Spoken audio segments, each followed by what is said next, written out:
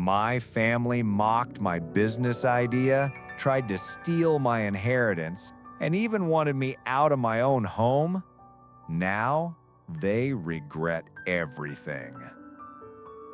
When my grandfather passed away, I thought I'd lost one of the few people in my life who truly believed in me. Turns out, I hadn't even begun to see what loss meant.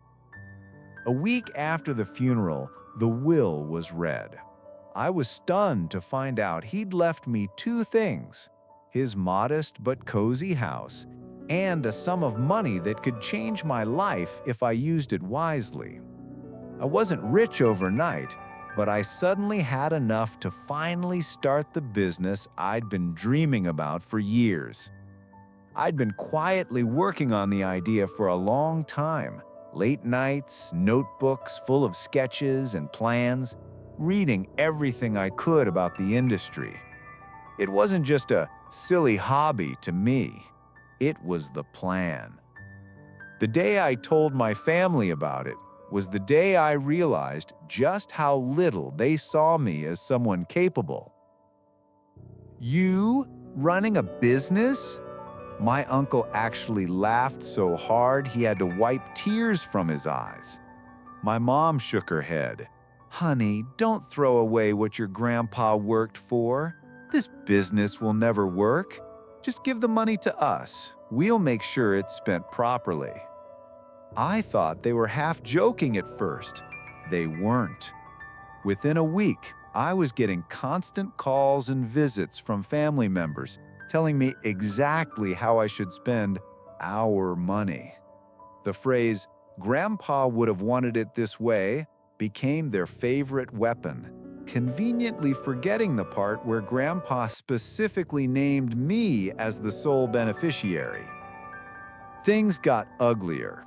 One night over dinner, my brother casually suggested I should move out of the house temporarily so they could rent it out for a steady income. He made it sound like a smart financial move, but I knew exactly what it meant. They wanted me gone so they could control the property too. When I refused, the tone shifted from concern to outright hostility. I overheard my aunt telling my mom that I was too immature to handle money, and that it would be better for everyone if I was pushed out. That night, I sat in my grandfather's old chair, staring at the framed photo of him on the mantel. My hands were shaking, partly from anger, partly from the fear that maybe they were right. Maybe I was in over my head.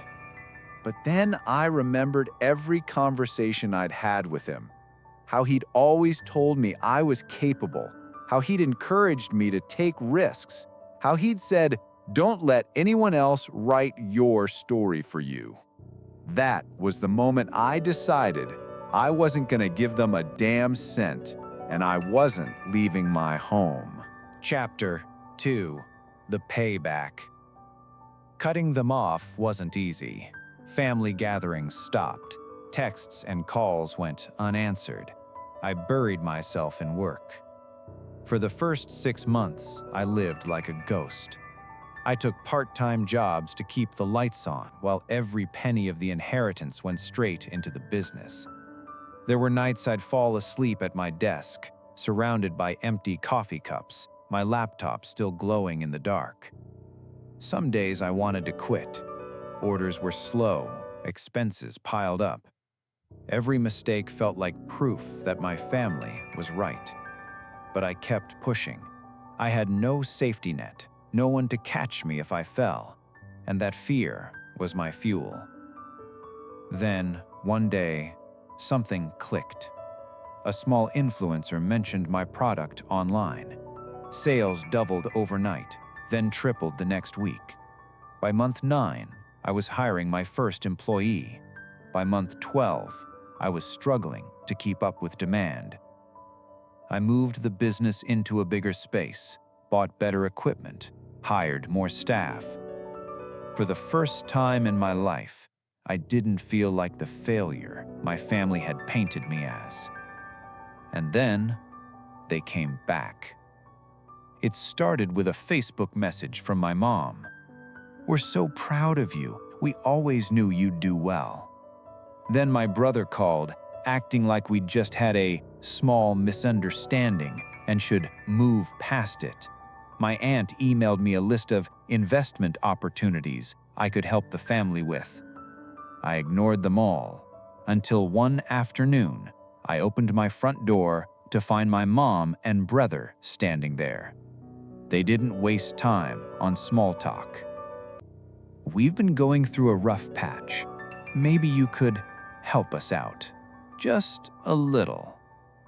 I stood there, silent for a moment. Then I said, "Do you remember when you told me I was too immature to handle money? When you tried to push me out of my home? When you laughed in my face?" They both shifted uncomfortably. "We were just worried about you." I smiled, but it wasn't a friendly smile. "No, you were worried about yourselves, and now you're here because you want something from me again. But I'm not the same person you tried to tear down.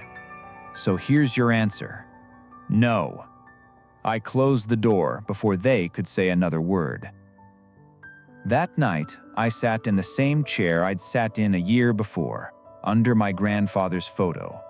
Only this time, I wasn't shaking. I wasn't scared. I felt free. And I realized something. Some people will only believe in you after you prove them wrong. But those people don't deserve a place in the life you built without them.